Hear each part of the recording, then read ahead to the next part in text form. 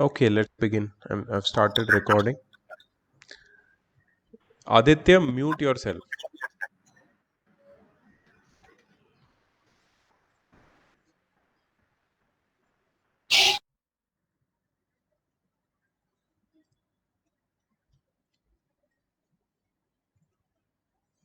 Is everyone able to hear me and see my screen? Yes, sir. Great. Yes, sir.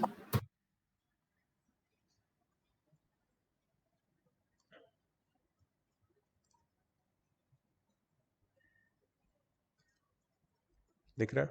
चलो.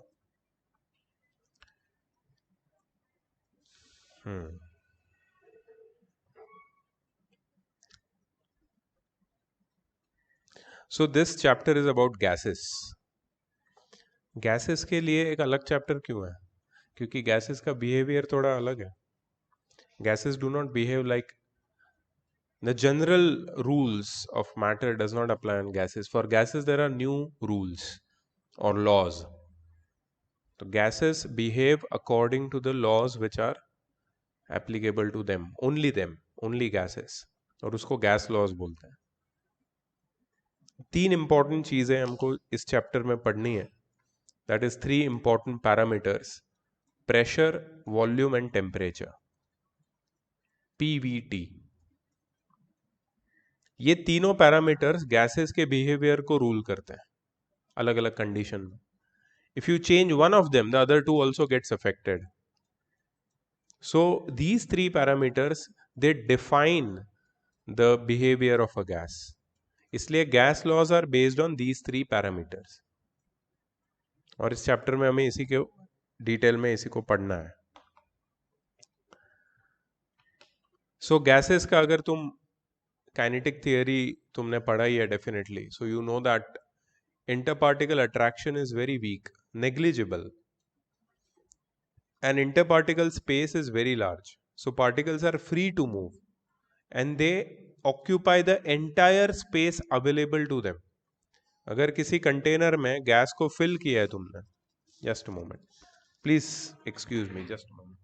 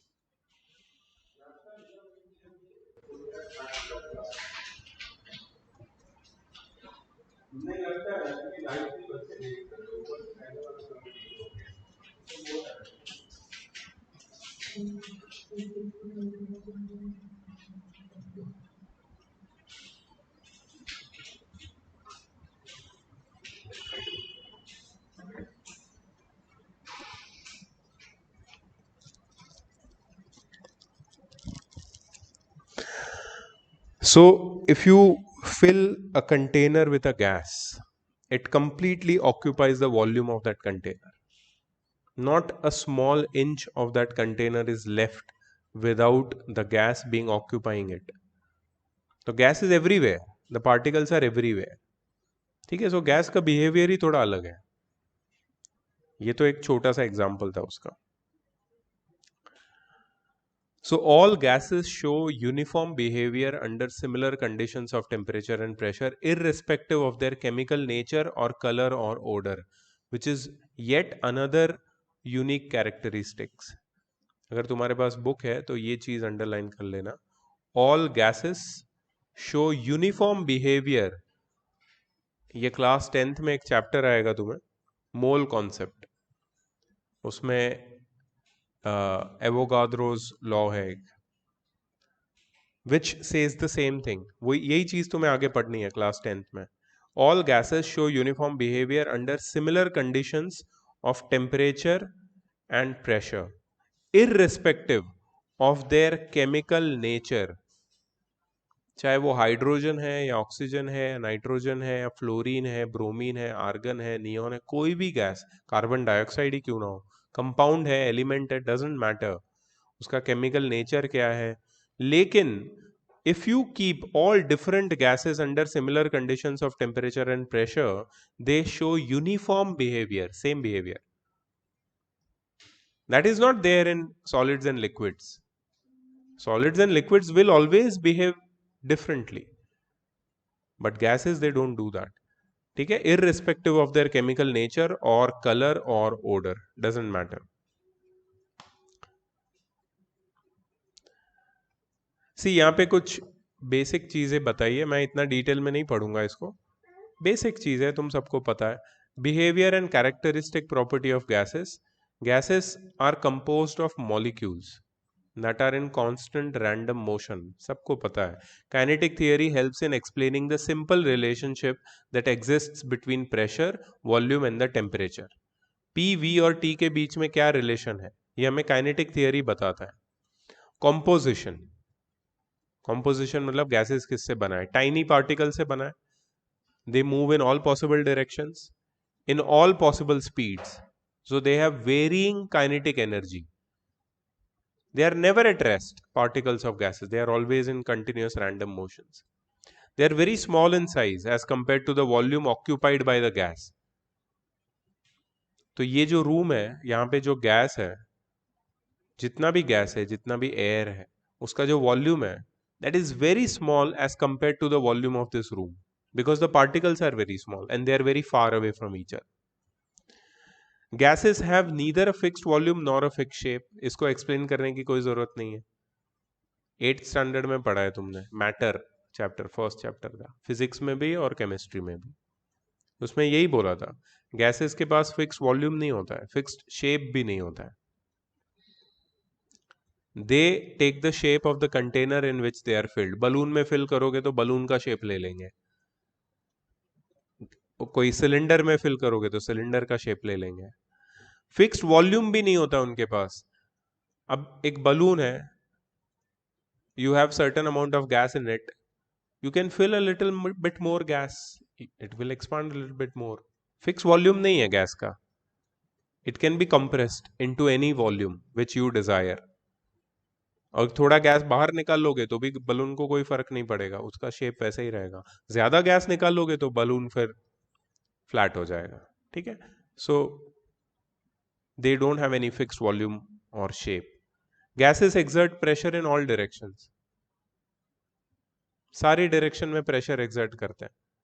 Balloon का ही example इसमें सबसे ज्यादा fit होता है, because if you inspect balloon and if you try to poke your finger into balloon from any direction, you will feel the same resistance from something which is filled inside the balloon. And what is that? That is gas.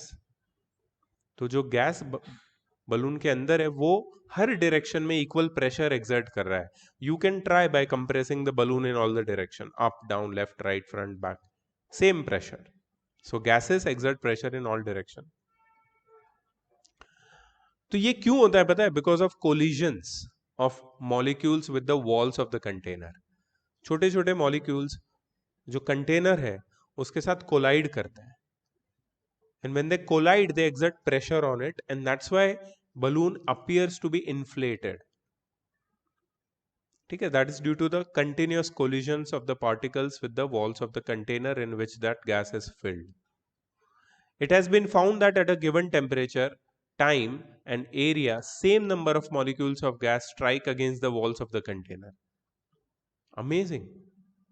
It's never that balloon का एक side कभी flat होता है कभी inflated होता है, ऐसा नहीं होता है. Every time that particular area, which ever area you touch, it appears with the same level of inflation. अगर उसको टच करोगे तो जो टेंशन फील होता है तुम्हें, that is same everywhere in the balloon, क्योंकि the number of molecules which strike that given area at that given time and temperature is the same. So that is a unique characteristic of gas. So gases exert pressure in all direction. Gases are highly compressible. They can be filled into the smallest of the volume. The best example to explain this is your LPG, liquefied petroleum gas. LPG cylinder. वो cylinder में बहुत ज्यादा volume होता है gas का, इतना ज्यादा कि वो गैस प्रेशराइज करके उसको फिल करना पड़ता है और हाई प्रेशर के अंदर वो लिक्विड में कन्वर्ट हो जाता है. When you release the pressure, that liquid again becomes gas and comes out.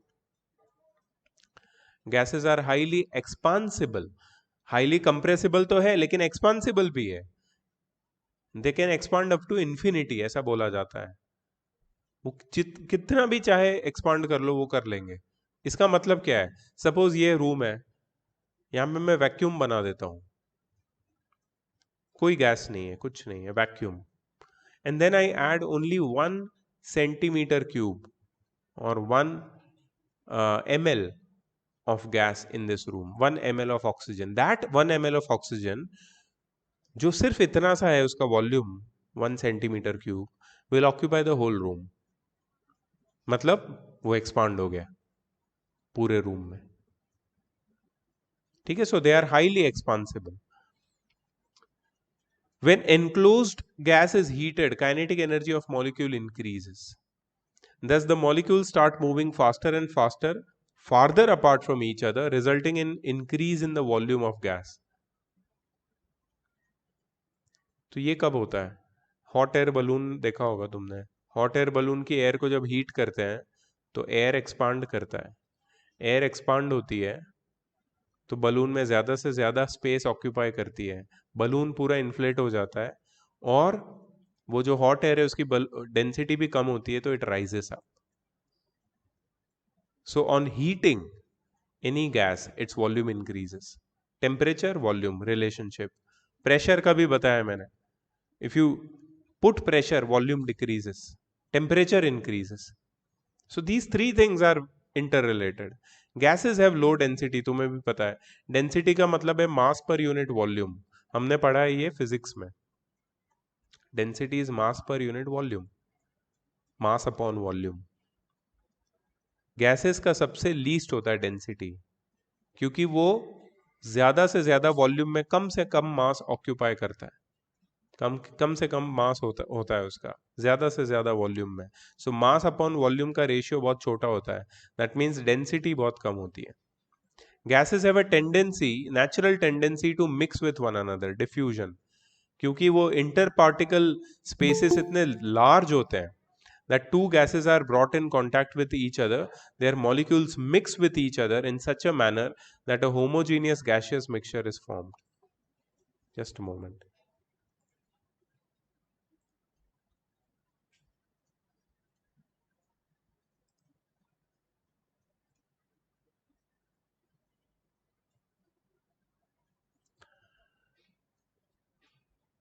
ये डिफ्यूजन के बारे में तुमने पढ़ा है कभी? एग्जाम्पल दे सकते हो डिफ्यूजन का?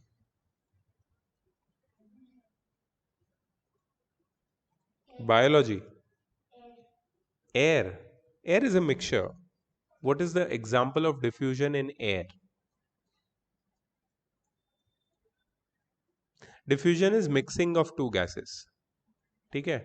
Can you give an example where two gases are mixing and you noticed it?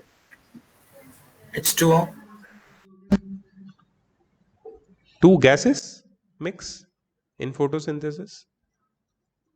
Yeah, somebody was saying something online. कोई कुछ बोल रहा था. So I told H2O. H2O is not a gas.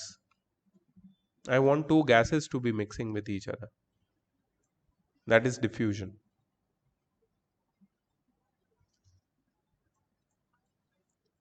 अगरबत्ती, incense stick, पता है? अगर उसको रूम के कॉर्नर में रखोगे तो तुम्हें स्मेल आता है ना. कैसे आता है? Bye diffusion.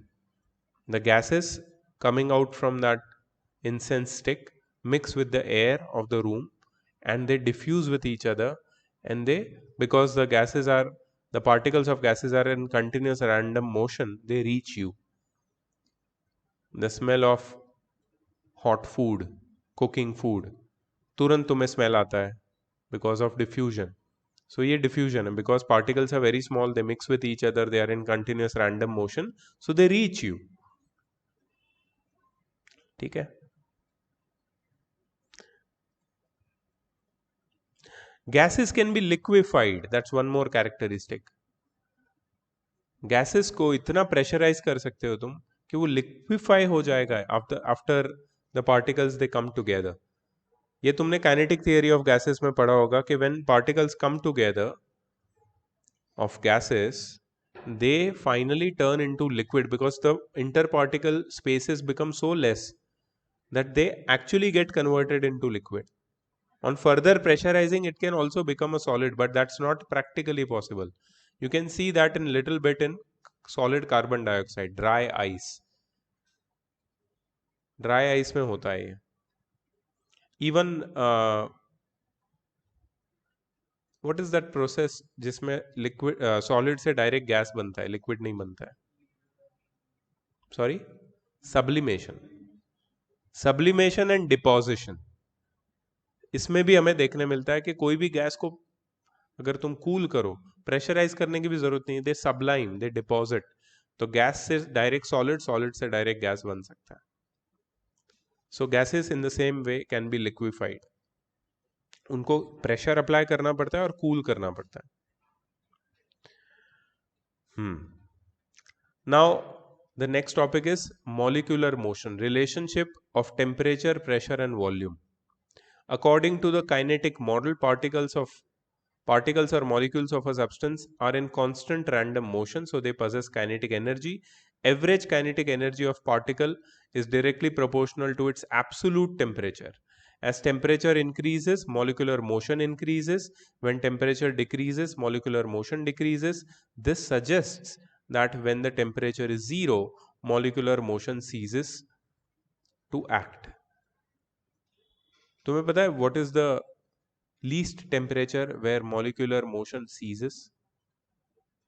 सबसे कम टेम्परेचर जिसमें molecular motion stop हो जाता है. The least attainable temperature by any substance. It is, if you don't, zero. very good. What's zero, beta? Zero what? Zero Kelvin. This is the lowest attainable temperature, 0 Kelvin. 0 Kelvin means minus 273 degree Celsius. ऐसा बोला जाता है कि ये सबसे lowest attainable temperature है. यहाँ पे मॉलिक्यूलर मोशन सीज हो जाता है. केल्विन का हमें बहुत काम आएगा इस चैप्टर में. केल्विन पता है तुम्हें केल्विन क्या है? Kelvin is the SI unit of temperature. हर एक का ऐसा यूनिट होता है. तो हमको लग रहा था कि टेम्परेचर का डिग्री सेल्सियस है. नहीं है, टेम्परेचर का केल्विन है. Degree Celsius is a general unit of measuring temperature, but the SI unit is kelvin.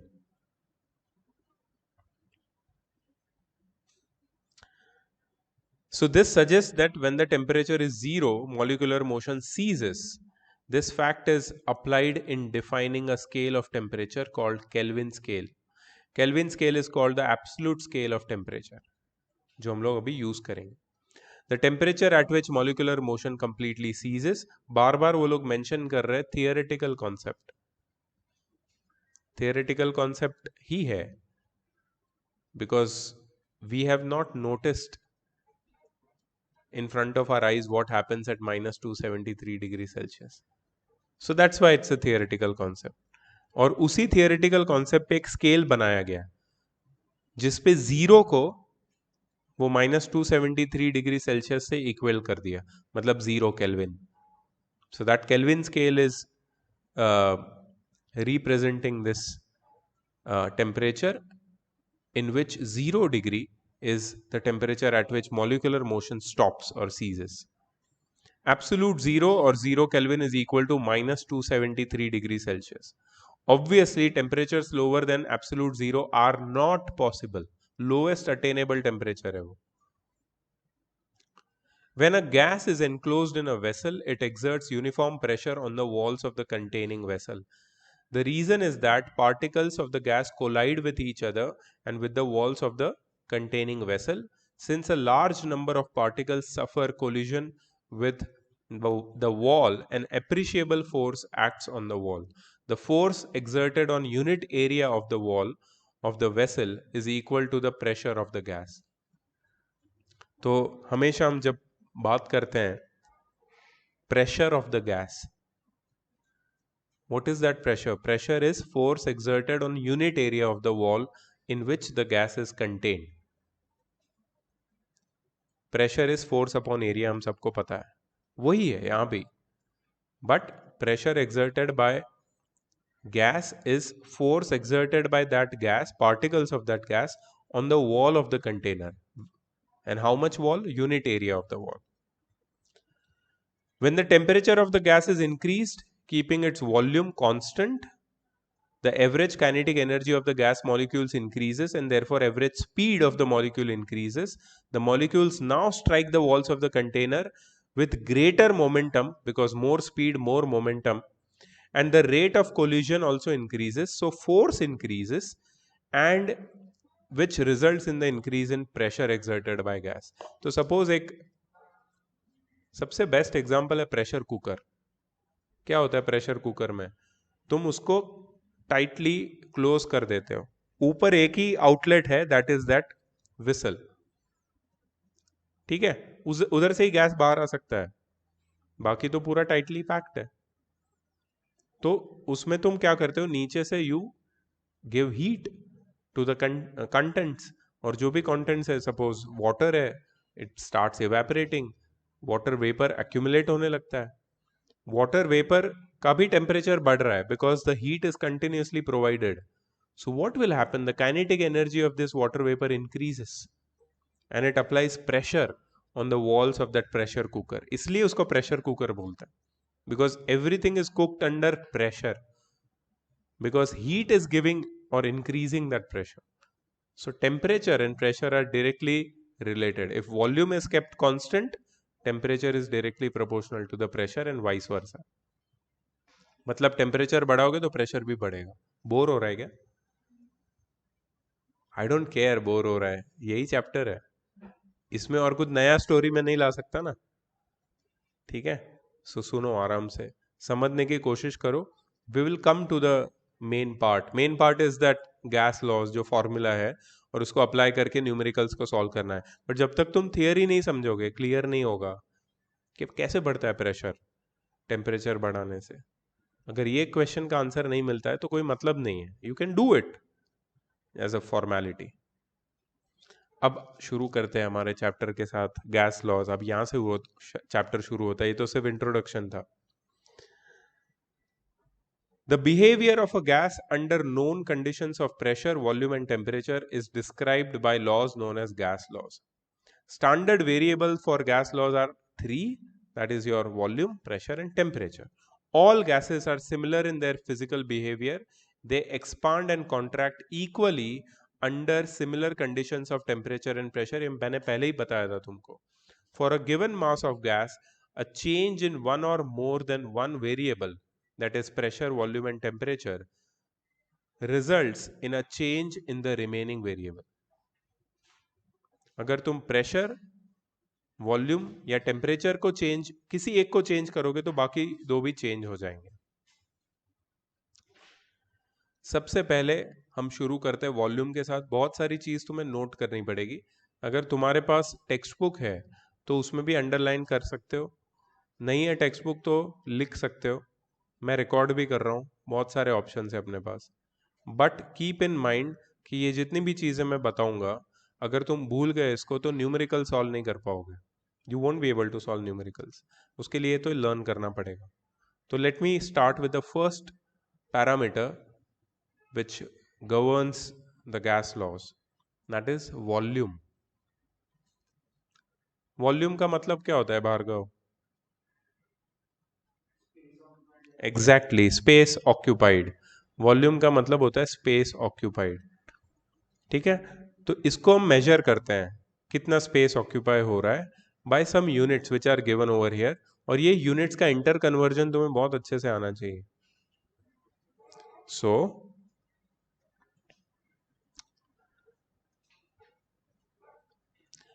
The SI unit of volume is metre cube. SI unit है metre cube. Other units are centimetre cube, millilitre, decimetre cube, और cubic decimetre भी बोलते हैं इसको, और litre.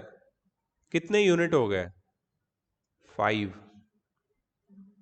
5 units.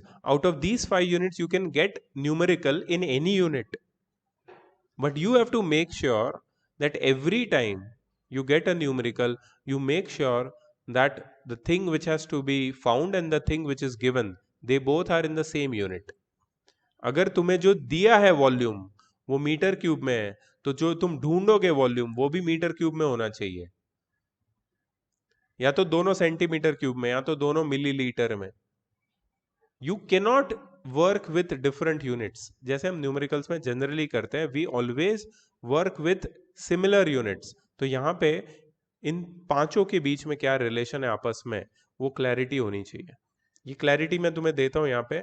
1 metre cube is 1000 decimeter cube, which is 1000 liters, and 1 liter is 1000 ml, which is 1000 centimeter cube. बहुत अजीब तरीके से दिया है, मैं तुम्हें सिंप्लीफाई करके देता हूँ ये चीज, और ये तुम्हें लिखना पड़ेगा अपनी बुक में. ठीक है? सबसे पहले 1 metre cube is equal to 1000 litre.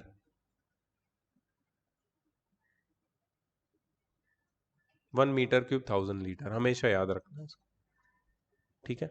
Metre cube को तुम सेंटीमीटर क्यूब में भी कन्वर्ट कर सकते हो. I tell you how. See, 1 metre is 100 centimetre. Do you know this?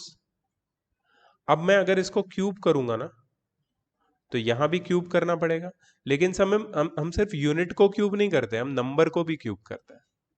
सो ये जो नंबर है ये भी क्यूब हो जाएगा. इसका मतलब है 1 metre cube is equal to 100 cube.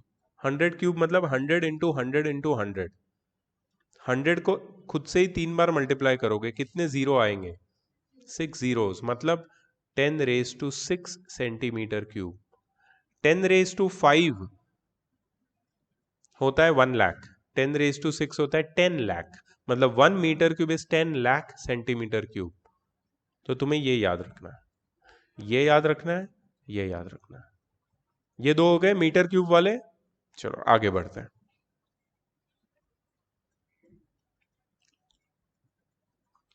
One litre is equal to 1 decimetre cube.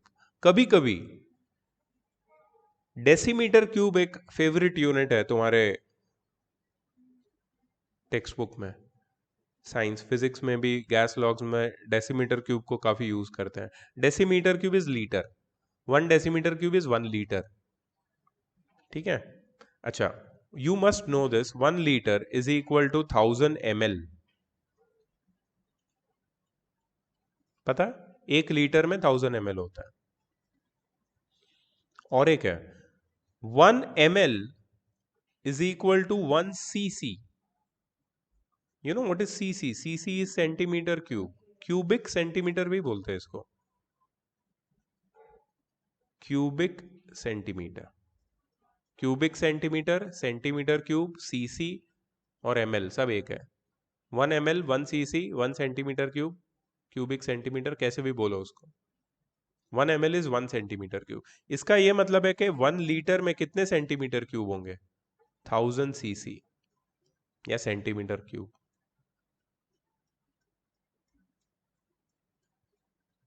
ये मैंने तुम्हें सिंप्लीफाई करके दिया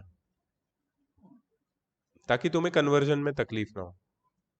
मीटर क्यूब से सेंटीमीटर क्यूब में लाना है, लीटर में लाना है, मिलीलीटर से सीसी में लाना है, कुछ भी करना तुम कर सकते हो आराम से, कोई टेंशन नहीं. ठीक है? इतना सिंपल इनफ है. वो टेक्स्ट बुक तो डिफिकल्ट था थोड़ा, मैंने इजी करके दिया है उसको.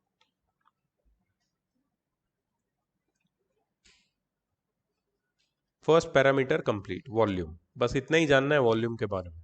वॉल्यूम इज स्पेस ऑक्यूपाइड, ये उसके यूनिट से, ये इंटर कन्वर्जन है बस.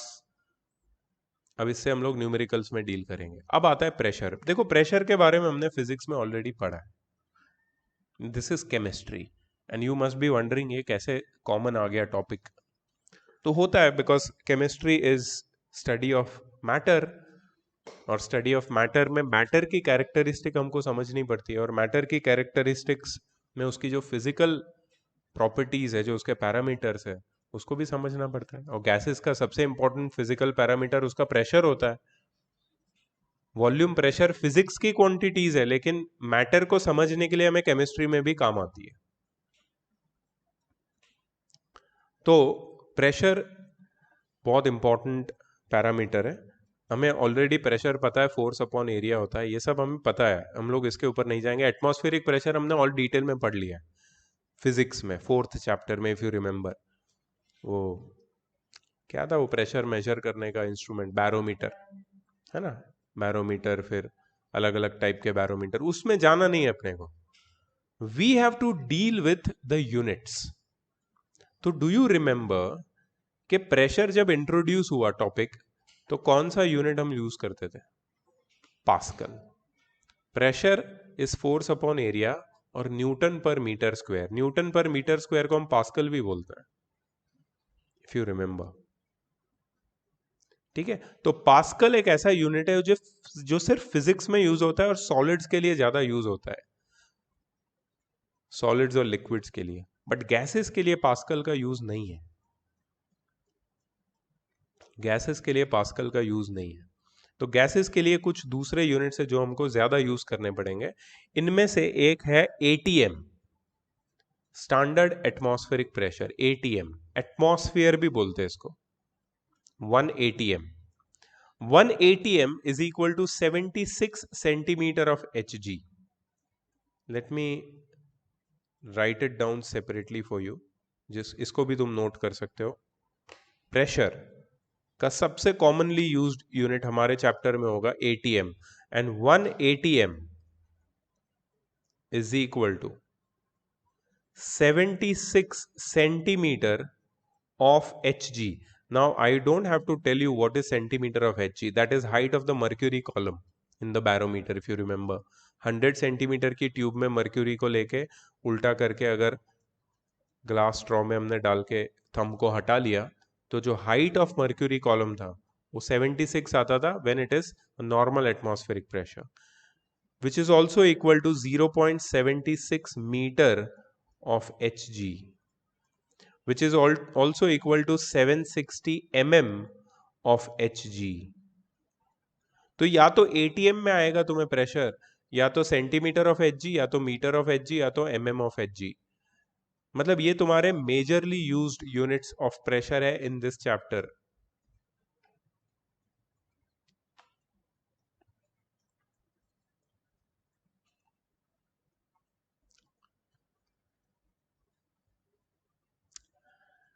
Also note that 1 atm is equal to 760 torr।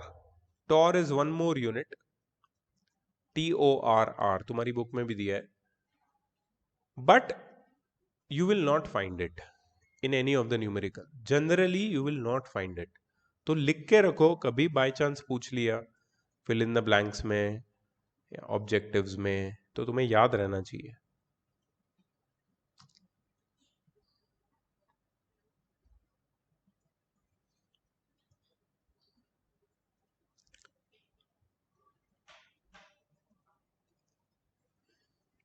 ठीक है, प्रेशर हो गया।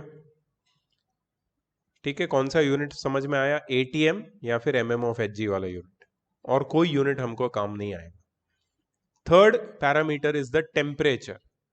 टेम्परेचर जनरली हम डिग्री सेल्सियस स्केल पे मेजर करते हैं। What is the instrument which is used for measuring temperature?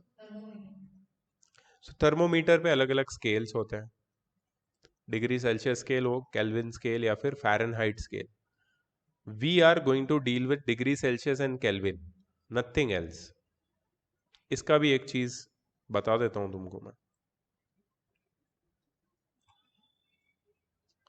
So if you want to convert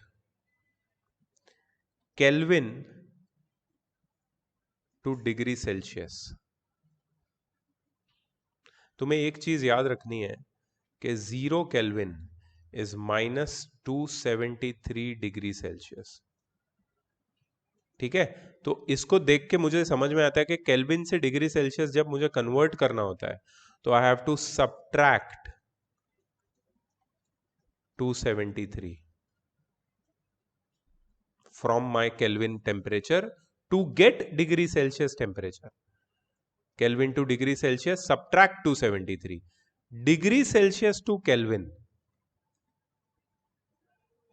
add 273.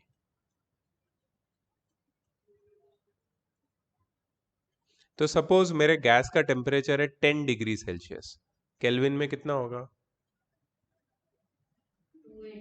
283 kelvin. Suppose मेरे gas का टेम्परेचर 0 डिग्री सेल्सियस है, तो केल्विन में कितना होगा? 273। ऐड करना है, degree Celsius to Kelvin add करना है 273, Kelvin to degree Celsius subtract करना है। अगर मेरे गैस का टेम्परेचर है 100 केल्विन, तो डिग्री सेल्सियस में कितना होगा?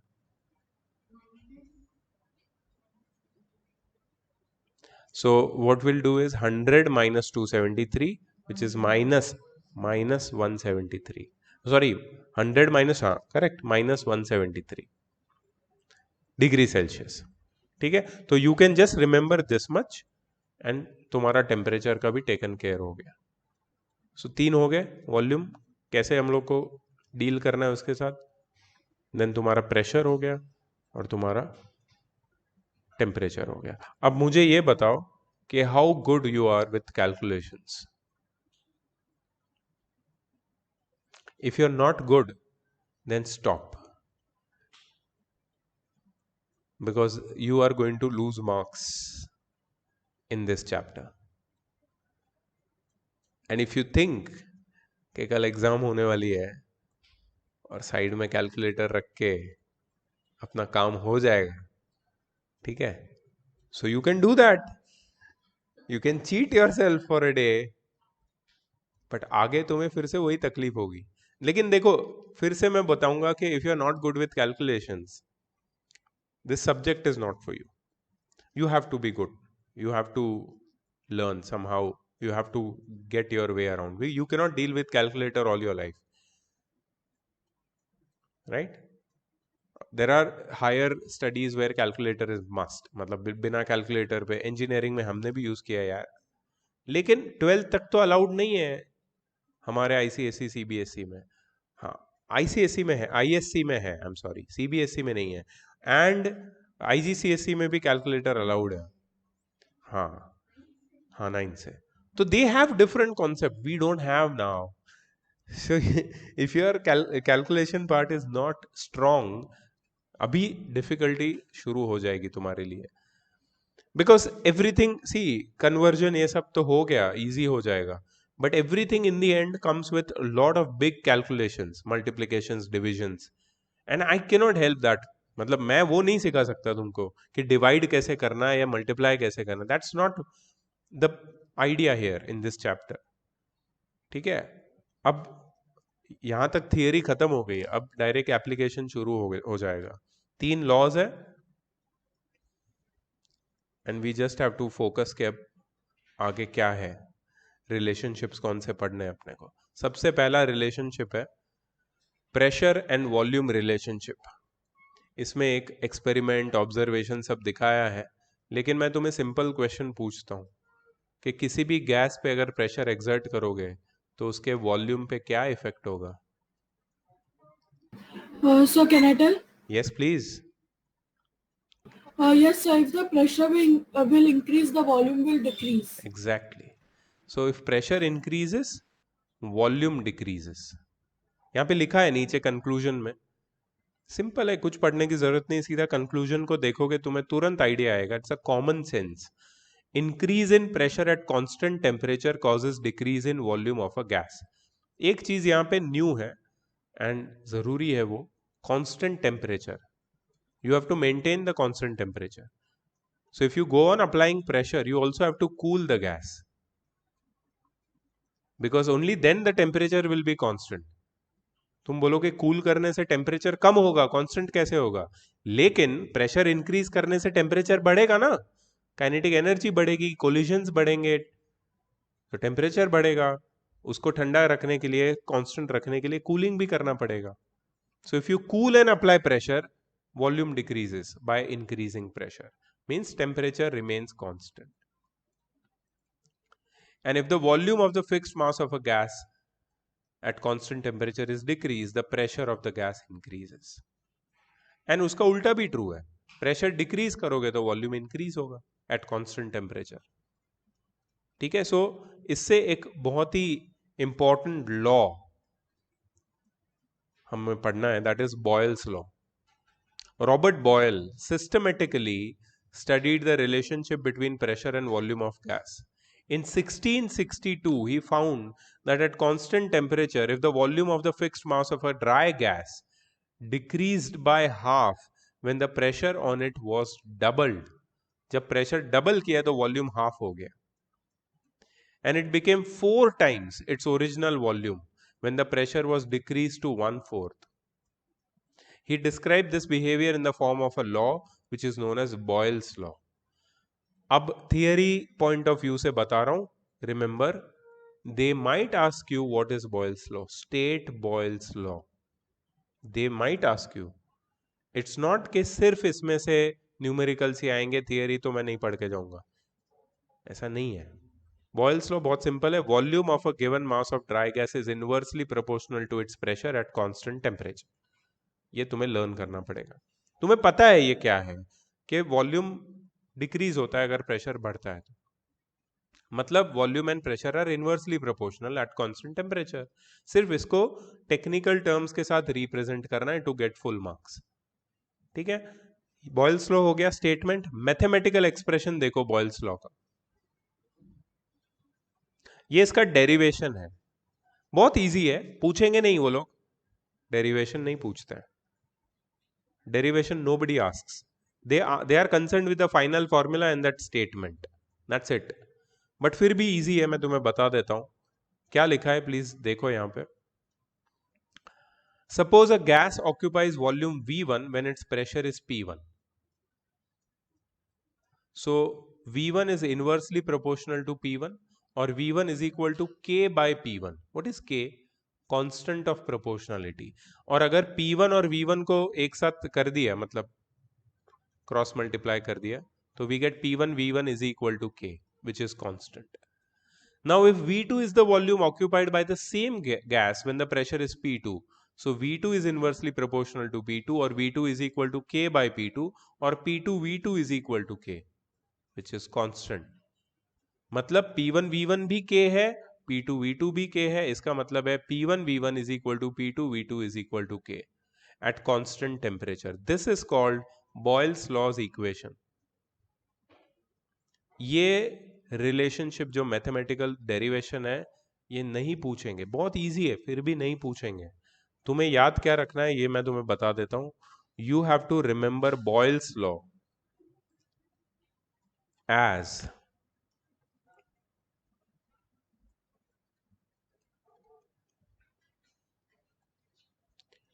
P1 V1 is equal to P2 V2 is equal to K at constant temperature. जो उसका स्टेटमेंट था कि at fix temperature pressure and volume are inversely proportional, ये उसका मैथमेटिकल रिप्रेजेंटेशन है. तुम्हें सिर्फ ये याद रखना है और वो स्टेटमेंट याद रखना है और फिर न्यूमेरिकल करना है. No big deal. और यहाँ पे कोई टेम्परेचर है ही नहीं, टेम्परेचर है नहीं, कांस्टेंट है टेम्परेचर. सो सिर्फ 2 पैरामीटर यहाँ पे इंक्लूडेड है, प्रेशर एंड वॉल्यूम. ठीक है. I'll show you how the numericals will be.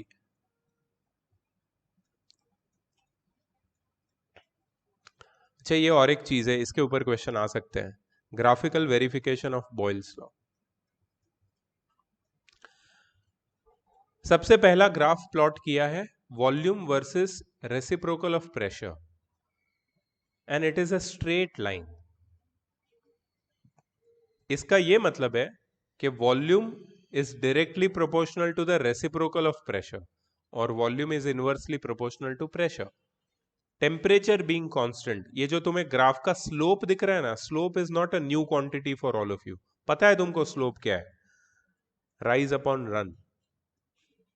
ये हमने मैथ में भी किया है, फिजिक्स में भी किया हुआ है पहले. स्लोप ढूंढा है हमने. ठीक है, तो स्लोप यहां पे टेम्परेचर होगा. Temperature is constant, slope constant है इस लाइन का क्योंकि इट्स अ स्ट्रेट लाइन. ये पहला ग्राफ है. दूसरा ग्राफ अगर तुम देखोगे, V versus P graph, volume और प्रेशर ग्राफ, ये कर्व है. इसका मतलब क्या है? Volume and pressure are inversely proportional to each other.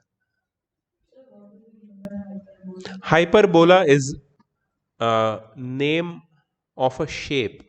Curves अलग अलग टाइप के होते हैं. Hyperbola, parabola, different types of curves are there. ठीक है, क्लास 11th में तुम पढ़ोगे. तो hyperbolic curve is a specific type of curve in which the slope, you can say the curve is a little bit flatter. मतलब वो इतना steep नहीं होता है hyperbola. Depends on the conditions, temperature, volume and pressure पे depend करता है. यहाँ भी temperature constant है. तुम्हें ये सब measurement से नहीं बनाना है. You have to remember the shape. अगर वो लोग बोलेंगे कि draw a volume versus pressure graph, तो तुम क्या करोगे? ऐसे बनाओगे दो एक्सिस, वाई एक्सिस पे वॉल्यूम, एक्स एक्सिस पे प्रेशर, और बीच में कर्व बनाओगे और लिखोगे टेम्परेचर इज कांस्टेंट, बस. And you get full marks. You have to remember the shape. Why you have to remember the shape? Because it tells you the relationship between volume and pressure. This shows that volume and pressure are inversely proportional. जब भी दो quantity inversely proportional होती है, the graph between them is always a curve. Always. नहीं नहीं नहीं, normal page पे. That depends on the question. That too is not mandatory कि ये question आएगा ही, but है important. यहां पे एक टर्म आइसोथर्म यूज होता है, meaning constant temperature. At constant temperature it is used to describe such graphs. अगर तुम विराफ दलाल में देखोगे तो इतनी इंफॉर्मेशन नहीं दी है. 3 पेज का चैप्टर है वहां पे, और आधा तो न्यूमेरिकल्स है. इतना इंफॉर्मेशन नहीं दी है डिटेल में. We are going through some details because it's necessary. और दूसरा एक ग्राफ है PV versus P graph, and it's a straight line parallel to pressure axis. This is not important, so you can just omit this graph. First and second graphs are more than enough. This is not important. PV versus P, no.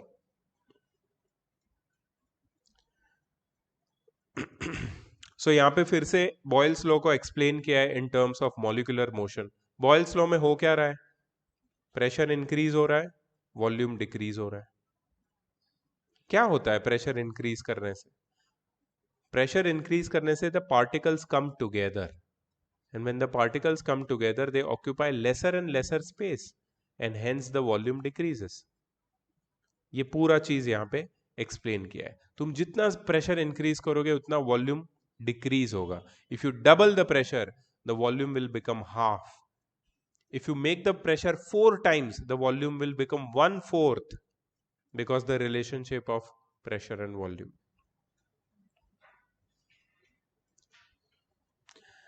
Significance of Boyle's law. On increasing pressure, volume decreases, the gas becomes denser. Thus, at constant temperature, the density of gas is directly proportional to its pressure. Atmospheric pressure is low at high altitude, so air is less dense. Hence, a lesser quantity of oxygen is available for breathing. This is the reason why mountaineers have to carry oxygen cylinders with them. Pressurized oxygen cylinder. So when the pressure is released, they can breathe in the oxygen. And there is a lot of oxygen if you pressurize. So they can use it for days and days. When air is blown into a balloon, volume and pressure inside the balloon increases. Here Boyle's law is not violated, as the law is valid for definite mass. And in blowing a balloon, the mass also increases. So ऐसा नहीं बोल सकते कि balloon में तो जितना ज्यादा pressure उतना ज्यादा वॉल्यूम हो रहा है. मतलब बॉयल्स लॉ गलत हो गया बलून के लिए. बॉयल्स लॉ बिल्कुल सही है. बलून के अंदर तो तुम मास भी तो एयर का इंक्रीज कर रहे हो और एयर अंदर डाल रहे हो, इसलिए उसका प्रेशर और वॉल्यूम दोनों एक साथ बढ़ रहा है, कभी एक साथ नहीं बढ़ सकता if you keep the mass constant. Balloon is not an example to be given for Boyle's law. Boyle's law always take an example of fixed volume. ठीक है, जहां पे fixed amount of gas है, mass fixed है, and then if the pressure is increased, the volume will become less. अब देखो इसके numericals कैसे हैं.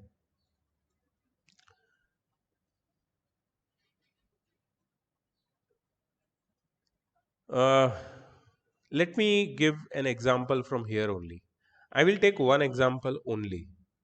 मैं ये सारे सॉल्व एग्जाम्पल नहीं करूंगा क्योंकि अभी और 2 लॉज हमें पढ़ने हैं. सबका एक एक एग्जाम्पल मैं बताऊंगा and I will give you the idea कि करना क्या है. When you will try yourself तुम्हें समझ में आएगा कि calculation is the biggest part, बाकी कुछ भी नहीं है इसमें. ठीक है. Do you have this book, same book? तो can you read this example 1? I am just shifting it here. ठीक है, बताओ. Under 760 mm Hg pressure. Okay, wait. A gas occupies. They are talking in present tense. Present tense मतलब अभी. Now it is occupying. तो इसको हम लोग बोलेंगे V1. V1 कितना है? V1 800 centimetre cube. नोट करना वॉल्यूम सेंटीमीटर क्यूब में. ठीक है, अभी चेंज नहीं करेंगे हम कुछ भी, जरूरत पड़ेगी तो करेंगे. हाँ, at pressure P1, at pressure कितना है? 760 mm of Hg. ठीक है. यस, आगे बोलो.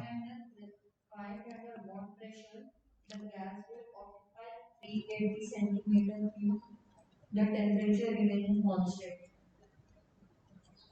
380. Yes. So देखो मैंने कैसे लिखा है. You have to write the same way. Note it down. If you see in your book, they have not solved it like this.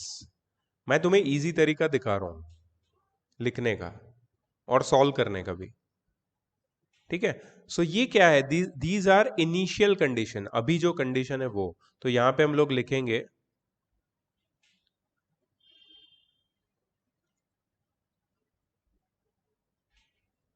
Initial conditions और यहां पे हम लोग लिखेंगे फाइनल कंडीशंस. ठीक है. सो क्वेश्चन ये है कि एक गैस 800 सेंटीमीटर क्यूब ऑक्यूपाई करता है एट 760 mm ऑफ Hg. तो कितने प्रेशर पे वो 380 सेंटीमीटर क्यूब ऑक्यूपाई करेगा? और यहां पे एक चीज और बोली है वो लोग ने, टेम्परेचर इज कांस्टेंट. क्वेश्चन देंगे एग्जाम में, कैसे पता चलेगा बॉयल्स लॉ यूज करना है, चार्ल्स लॉ यूज करना है या गैस लॉ यूज करना है? ये रिलेशन जो दिया है ना यहाँ पे, गिवन और टू फाइंड, इसको देख के ही पता चलेगा. सो आई आस्क यू इज, कौन से 2 पैरामीटर दिख रहे हैं तुम्हें? Volume and pressure. Volume and pressure पे एक ही लॉ बेस्ड है, बॉयल्स लॉ. तो तुम क्या लिखोगे? Applying Boyle's law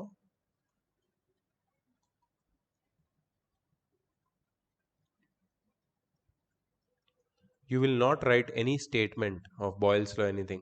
Directly the mathematical formula P1 V1 is equal to P2 V2. खत्म. यही है ना फॉर्मूला? बस ये लिख दिया. Now put the values. P1 कितना है? 800 P1 760 mm of Hg. लिखने की जरूरत नहीं है, सिर्फ नंबर लिखना है. ठीक है. अच्छा, ये जो P2 मिलेगा वो mm ऑफ Hg में ही आएगा डायरेक्टली, तो उसको लिखने की जरूरत नहीं है. V1 कितना है? 800. इज इक्वल टू P2 कितना है? नहीं पता है, नहीं पता है. We don't know. So P2 की जगह P2 लिखो, मल्टीप्लाइड बाय V2 कितना है? 388. ठीक है. अब 380 को वो साइड ले लो. 760 times 800 divided by 380 is equal to P2. जो मैं बोल रहा था कैलकुलेशन आ गया, ये मैं नहीं करूंगा, ठीक है? I am very openly telling ये मैं नहीं करूंगा, ये मैं इसमें स्पून फीडिंग नहीं करने वाला, मैं कर रहा हूँ यार मैं तो 38 टूजा होता है 76। सर 1600। देखो फास्ट है लोग यार। 38 वेरी गुड आर्यन। 38 टूजा होता है ना 76, 800 टूजा 1600, सो P2 कितना हो गया 1600 यूनिट। क्या जो यूनिट यहां पे वही यूनिट आएगा आंसर में, mm ऑफ Hg। इजी है डिफिकल्ट है? सिर्फ एक पार्ट मैंने तुमसे हेल्प मांगी है, दैट इज कैलकुलेशन। बाकी कुछ नहीं है, सारे क्वेश्चन ऐसे ही है। सिर्फ you have to read the question, write initial conditions, final conditions, check the units, apply the law, suitable law, put the values, solve, get the answer. Easy. कर पाओगे ये? And I'm not saying that questions इतने easy होंगे, कुछ complicated भी होंगे, कई units कुछ change कर देंगे, कुछ ना कुछ होगा, but when you try you will come to know कि क्या challenge है। but यही है overall, this is the concept of Boyle's law. Not only of Boyle's law, for all laws, this is the thing which we are going to face. ठीक है? Now, without wasting any time, let's move to the next law. Temperature volume relationship in gases. तो मैंने तुम्हें hot air gas balloon का example दिया था। Hot air gas balloon में temperature बढ़ाने से क्या होता है? एयर क्या होता है? एक्सपांड होता है, एंड उसकी डेंसिटी कम होती है, फिर वो राइज होता है। बट पहले टेम्परेचर बढ़ाने से क्या होता है? हीट देने से क्या होता है? एयर एक्सपांड होती है। सो temperature and volume has a very, in fact anything you give heat to any object, it will always, if it expands, its volume will increase. So on increasing temperature, the volume also increases. You have to remember that. Temperature increase करने से volume भी increase होता है. That means temperature and volume are directly proportional to each other. एक को बढ़ाओगे दूसरा भी बढ़ेगा. And that brings us to our next gas law, which is Charles law. So 1787 में Jack Charles studied the temperature volume relationship of gases. His work was further extended by Joseph Gay-Lussac. In Gay-Lussac's law is one of the very important law you will study in class 10. So ये दोनों ने मिलके ये Charles law को construct किया. Experimentally, it was found that a fixed mass of any gas expands or contracts respectively by 1/273 times of its volume at 0 degrees Celsius for each degree Celsius rise or fall in temperature, provided the pressure remains constant. यहाँ पे कौन सी quantity constant हो जाती है? Pressure, because we are always talking about volume and temperature in this law. In Charles' law, we are concerned with volume and temperature. So which third quantity is not there? Pressure. So that is constant. So Charles' law states that pressure remaining constant, volume of a given mass of a dry gas increases or decreases by 1/273 times of its volume. Remember the number. 273 comes from the Kelvin scale. At 0 degrees Celsius for each 1 degree Celsius increase or decrease in its temperature respectively.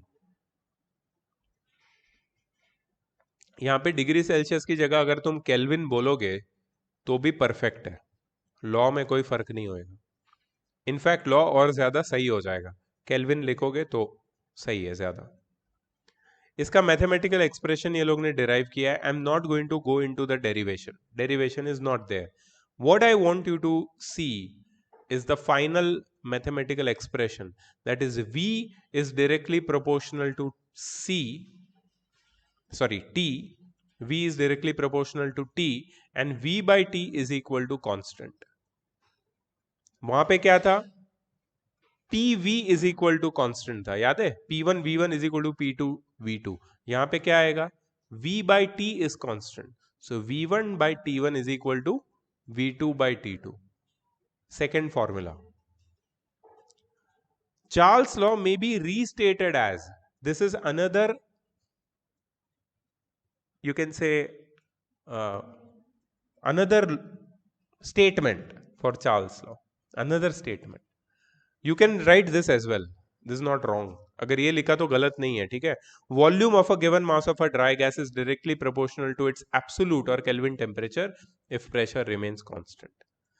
So if you see here at the bottom of the screen, you will find the formula. V1 by T1 is equal to V2 by T2 is equal to K at constant temperature. This is Charles' law. जैसे पहले मैंने Boyle's law का लिखवाया था, ये Charles' law का formula है.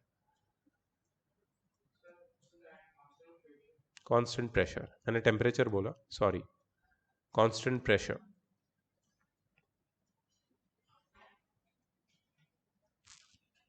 इसका मीनिंग क्या है पता है? Volume and temperature being directly proportional. If temperature is double, volume would be doubled. If temperature is halved, volume will also become half. Very simple relationship. इसका ग्राफ भी वो लोग ने ड्रॉ किया है.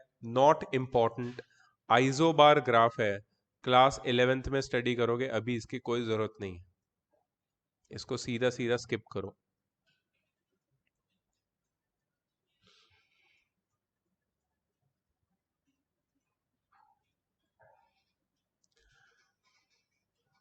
So why does the temperature becomes double when you double the temperature? What is the theory of, what is the reason in kinetic theory for it? So once you increase the temperature, the molecules, the particles, they absorb energy. They absorb kinetic energy. When they absorb kinetic energy, they start vibrating more vigorously. And they start going away from each other. When they start going away from each other, the volume increases. You understand? So when the temperature is increased, the matter or the gas or whatever it is starts expanding due to the increase in the kinetic energy of the particles when they start vibrating more vigorously.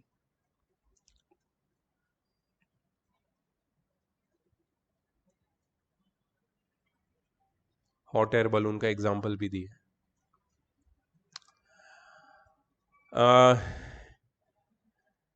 Now they are talking about the Kelvin scale of temperature. I don't want to go there. We have already discussed it. But you know why they are talking about Kelvin scale now? Is because we have a formula which involves temperature. So note down one important thing. Not note down, keep it in mind. First keep it in mind, then note down if you want. जब भी तुम्हारे formula में T आता है, temperature, you always convert degree Celsius to Kelvin and then you put the value in the formula. You cannot solve any formula with temperature in degree Celsius values. You always have to convert from degree Celsius to Kelvin and then solve. हमेशा याद रखो, degree Celsius में कोई भी numerical solve नहीं करना है, kelvin में कन्वर्ट करना है फिर सॉल्व करना है. इसलिए ये लोग केल्विन के बारे में अब बता रहे हैं जो हमने पहले डिस्कस कर लिया. Conversion and all.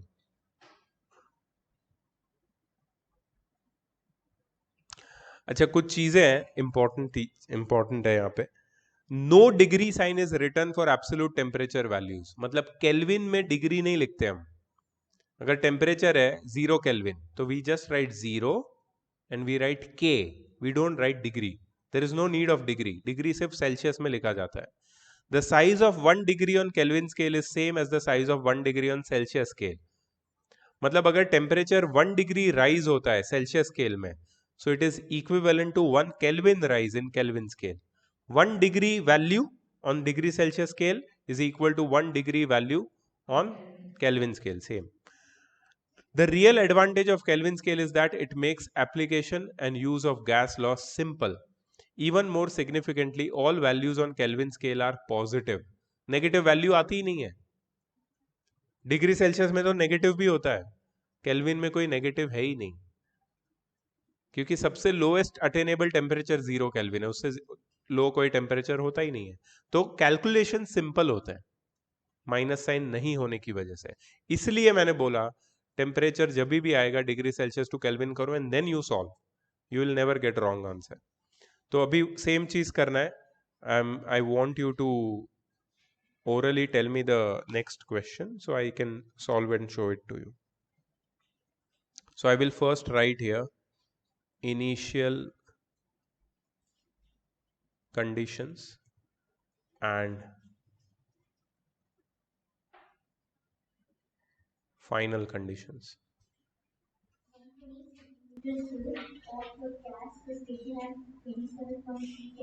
Wait, 120 centimeter cube of gas. So V1 is equal to 120 centimeter cube is taken at 27.3 Kelvin. सीधा केल्विन में ही दिया है हमको, कोई कन्वर्जन की जरूरत नहीं है. यस, आगे बढ़ो. ओ प्लीज नोट नाउ, ये लोग खेल रहे हैं तुम्हारे साथ. The temperature is raised to 0 degrees Celsius. So what we have to do? Convert it into Kelvin. How do we convert? Yes, how do we? Sir, We just 273 add Kelvin. 273. 273 Kelvin. We add 273 degree Celsius to Kelvin. We add 273. तो Kelvin हो जाएगा ये. What is the new volume? मतलब V2 पूछा है. Pressure is constant. क्या तुम देख के ही बता सकते हो कौन सा लॉ है ये?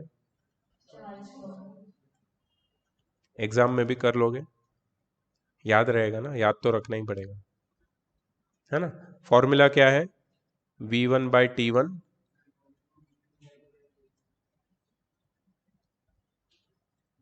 अब वैल्यू डालेंगे. 120/27.3 is equal to V2/273. So 120 times 273 upon 27.3 is equal to V2. You will get your answer V2 in centimeter cube, so you don't have to worry about that. Please find it.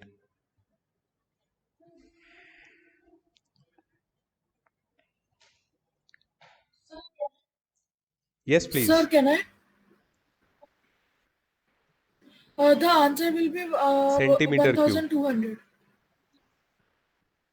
Correct. Yeah, centimeter. Very good, Aryan.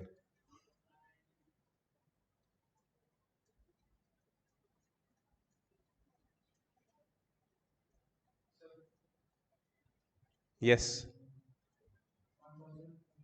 Correct. Absolutely. Easy. यहाँ तो calculation बहुत ही अच्छा है. There are certain question in विराफ दलाल,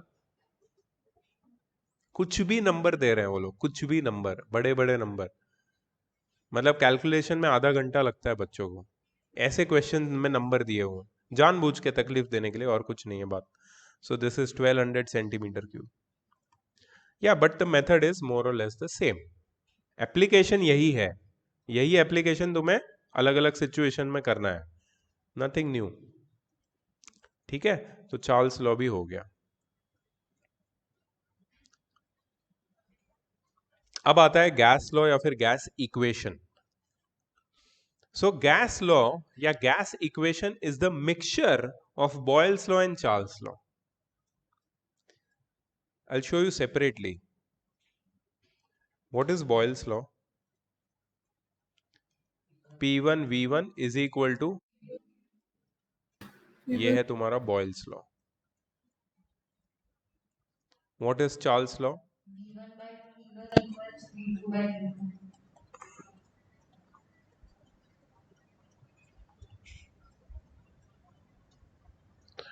अब कोई कोई conditions ऐसी होती है जिसमें तीनों पैरामीटर चेंज होते हैं.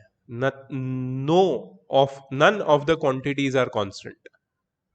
ऊपर वाले में टेम्परेचर कांस्टेंट था, नीचे वाले में प्रेशर कांस्टेंट था, बट अगर कुछ भी कांस्टेंट नहीं है तो क्या करेंगे? Then we have to combine these two equations because all the three parameters must be present in a formula. How we combine it? Very simple. P1 V1 by T1 is equal to P2 V2 by T2. खत्म. ये हो गया तुम्हारा gas equation. Combine हो गया.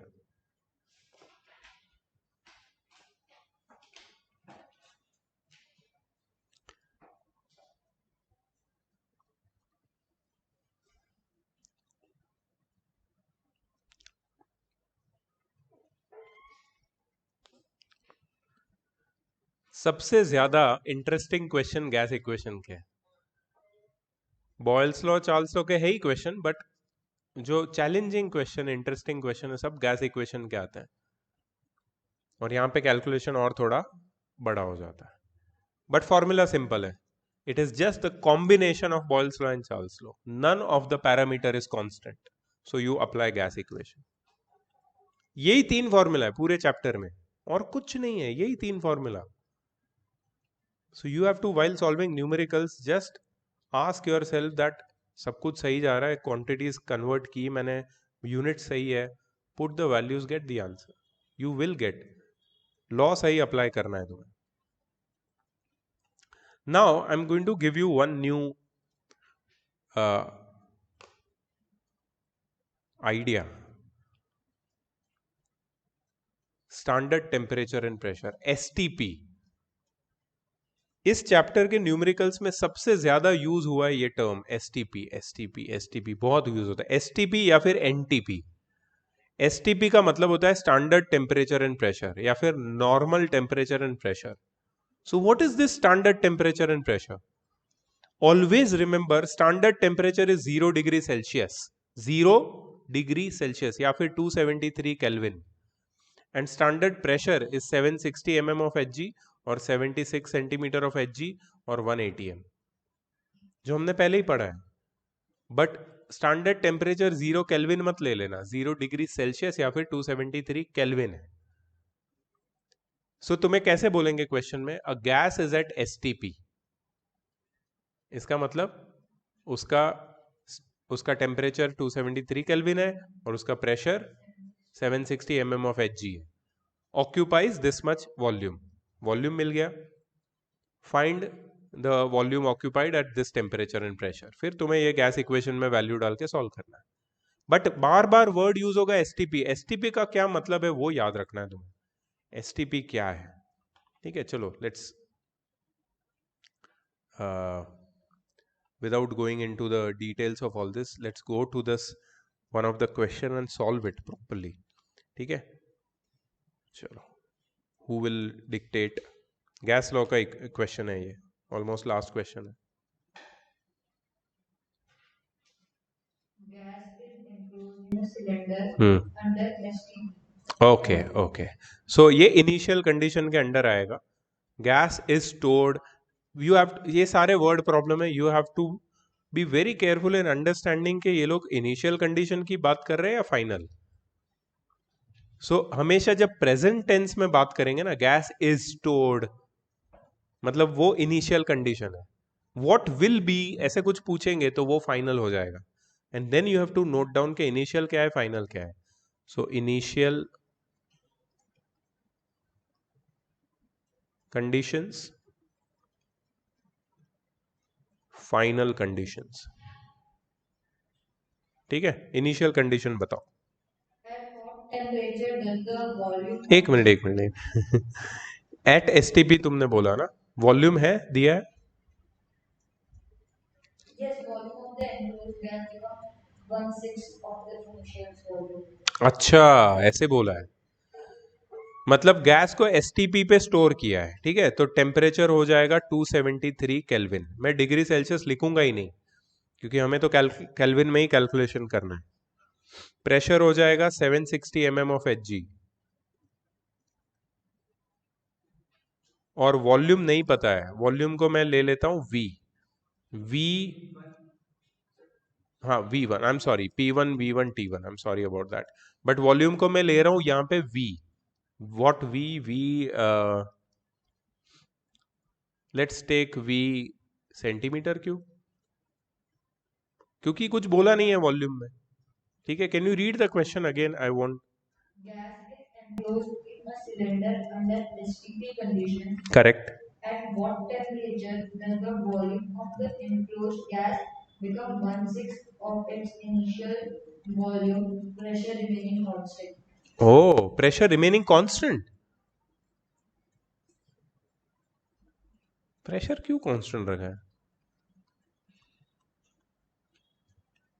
कोई बात नहीं, और एक क्वेश्चन करेंगे, ये तो कर ही लेते हैं. प्रेशर उतना ही है, ठीक है. तुमने देखा मैंने वॉल्यूम में क्या लिखा? पहला जो वॉल्यूम है एसटीपी पे, उसको मैंने वी ले लिया, और final volume 1/6 of the original volume है, तो दैट इज V/6. अब मैं इनको, मुझे टेम्परेचर ढूंढना है, ठीक है. सो मैं इसको डालूंगा गैस इक्वेशन में. प्रेशर कांस्टेंट है तो मैं चार्ल्स लॉ भी यूज कर सकता हूं, बट ठीक है. P1 V1 by T1 is equal to P2 V2 by T2. P1 और P2 तो कट हो जाएगा सीधा, क्योंकि प्रेशर सेम है. V1 की वैल्यू है V, T1 की वैल्यू है 273, V2 की वैल्यू है V/6, और T2 की वैल्यू है, मुझे नहीं पता है, वी डोंट नो T2. ये 6 को नीचे लेके आएंगे हम. सो ये हो जाएगा V/273 is equal to V/6 times T2. V cancel हो जाएगा, so we gate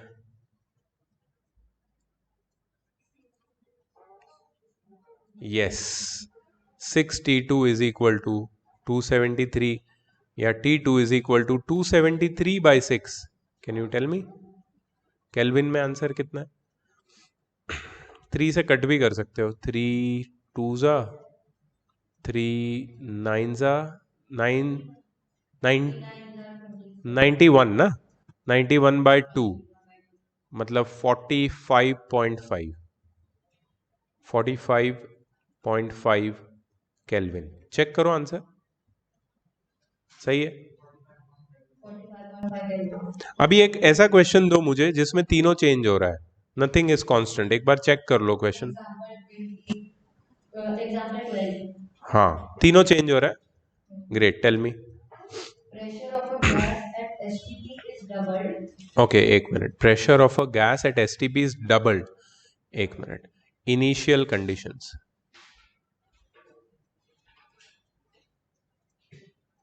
initial condition STP है, तो टेम्परेचर होगा 273 केल्विन, प्रेशर होगा 760 mm ऑफ Hg. हाँ, आगे बोलो. And the temperature is raised to 546 Kelvin. एक मिनट. हाँ,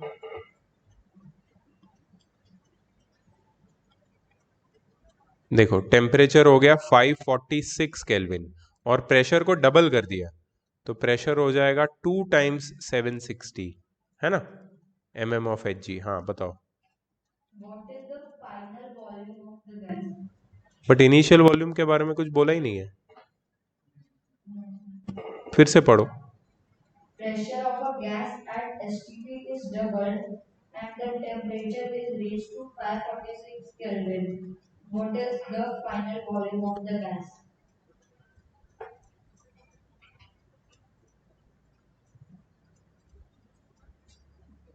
हमको V के टर्म्स में आंसर मिलेगा शायद. ठीक है, तो V1 को हम लोग V ले लेते हैं, ठीक है, and will apply gas law. P1 V1 by T1 is equal to P2 V2 by T2.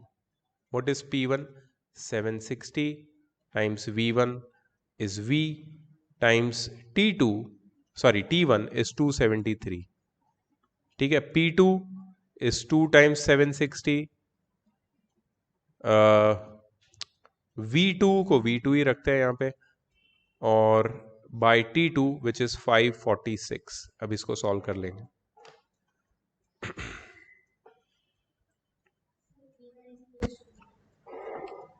नहीं, क्या बात कर रहे हो? हाँ, तो वॉल्यूम विल रिमेन सेम। मुझे ऐसा कोई क्वेश्चन बताओ जिसमें तीनों चेंज हो रहे हैं कुछ यहाँ पे वॉल्यूम सेम है।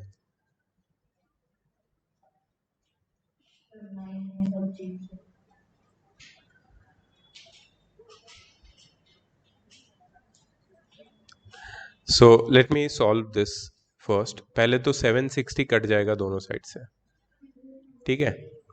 फिर 546 यहाँ पे ऊपर आ जाएगा इंटू वी अपॉन 273 यहाँ पे नीचे ऑलरेडी इज इक्वल टू, ये 2 भी है ना यहाँ पे, ये भी यहाँ पे नीचे आ जाएगा, is equal to V2। So 273 cut हो जाएगा, V2 is equal to V, that is the volume will remain the same. मुझे कोई ऐसा क्वेश्चन बताओ जिसमें तीनों चेंज हो रहा है। In this, a given mass of a gas occupies 572 centimeter cube at 13 degrees Celsius हाँ, and 725 mm of yes yes, यही क्वेश्चन चाहिए अपने को, ऐसा ही क्वेश्चन चाहिए। Initial conditions.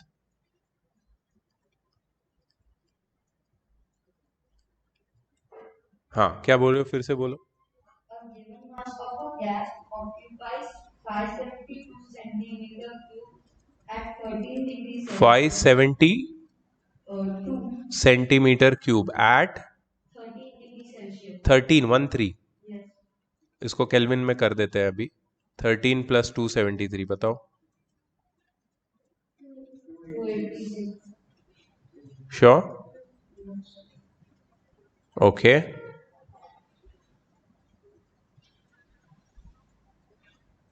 And 725 mm of Hg pressure. 7 25. mm of Hg। What will be its volume at 20? एक minute, final conditions. What will be the volume ना Yes. At 24 degrees Celsius and 792 mm of Hg pressure. 24 degree Celsius मतलब 24 plus 2 297. 297 kelvin and Uh, how much 792 mm of Hg pressure. 792 mm of Hg pressure. ये है ना कुछ question जिसमें calculation में बहुत हालत खराब होने वाली है। Let's see, P1 V1 by T1 is equal to P2 V2 by T2, ठीक है। सो 725 टाइम्स V1 कितना है 572, सब कुछ कन्वर्टेड है ना, एक बार चेक कर लो केल्विन, हाँ सब कुछ सही है। T1 कितना है 286 is equal to P2 792 times V2 which we don't know and T2 which is 2,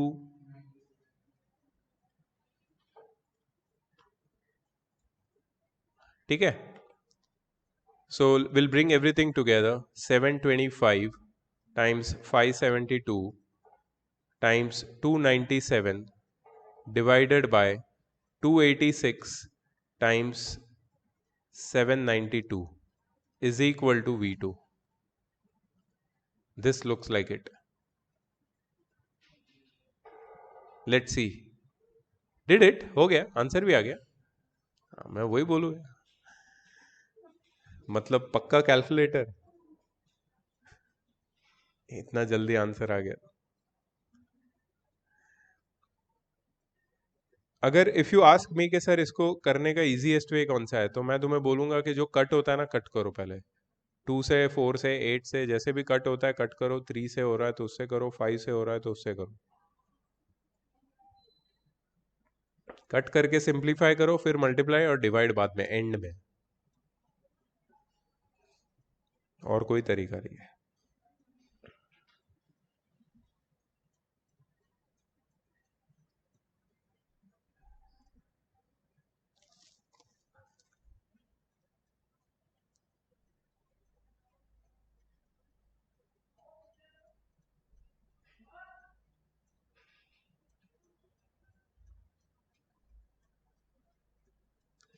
yes, online वाले लोग सो गए क्या?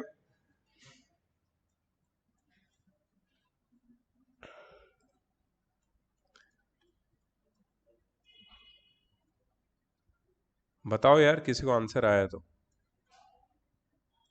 कितने लोग हैं? करो सर करो आराम से, ट्राई कर रहा हूँ। Take your time.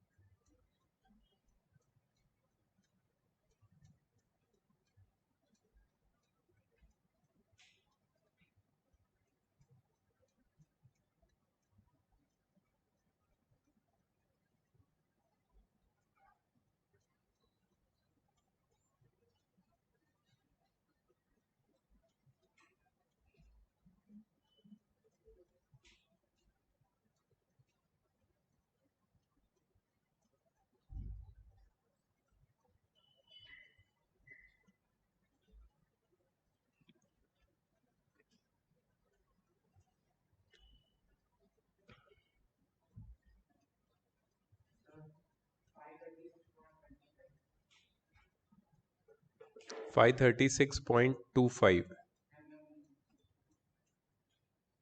कौन सा था ये? 12th?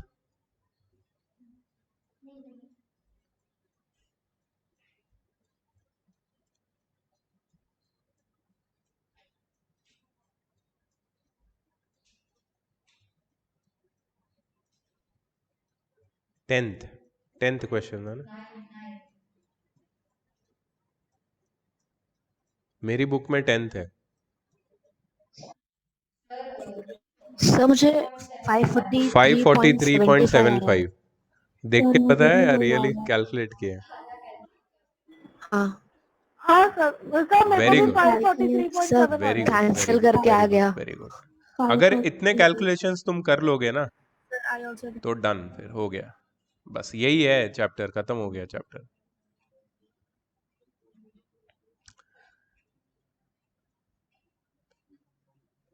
विराफ दलाल में ना इस चैप्टर में ज्यादा थियरी नहीं है, so the questions are also very limited. You can solve the exercise from there if you wish.